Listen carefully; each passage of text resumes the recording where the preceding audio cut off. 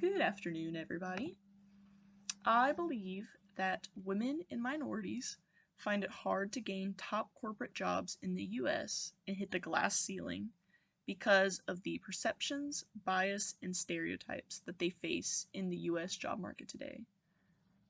Perceptions are interpretations that a manager has about objectives and issues surrounding a situation. And I think that oftentimes managers gain wrong or inaccurate perceptions, especially when it comes to dealing with women and minorities in the workplace. And I think that's partially just because they're either not used to working with women or minorities, or it's just uncomfortable, and they gain wrong perceptions.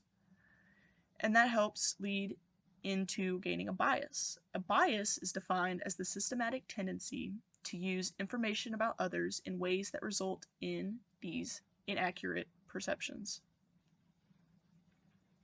So people also can have stereotypes against women and minorities, which are defined as the simplistic and often inaccurate beliefs about the typical characteristics of particular groups of people.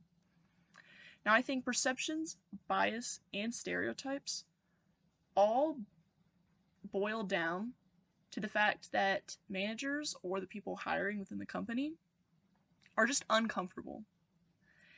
As we discussed in earlier sessions, managers tend to hire people who are like them, and that does not lead to a lot of diversity, and it helps establish a single culture in the workplace. I think that in the future, this will get better, and I've seen in recent years people are making strides to encourage diversity and for women and minorities in the workplace. I think this is partially because the US is becoming more diverse. Therefore, the workplace eventually will have to follow.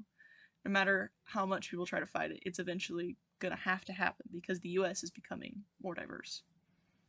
I think there's still a lot of room for improvement, but it seems to be heading in a positive direction.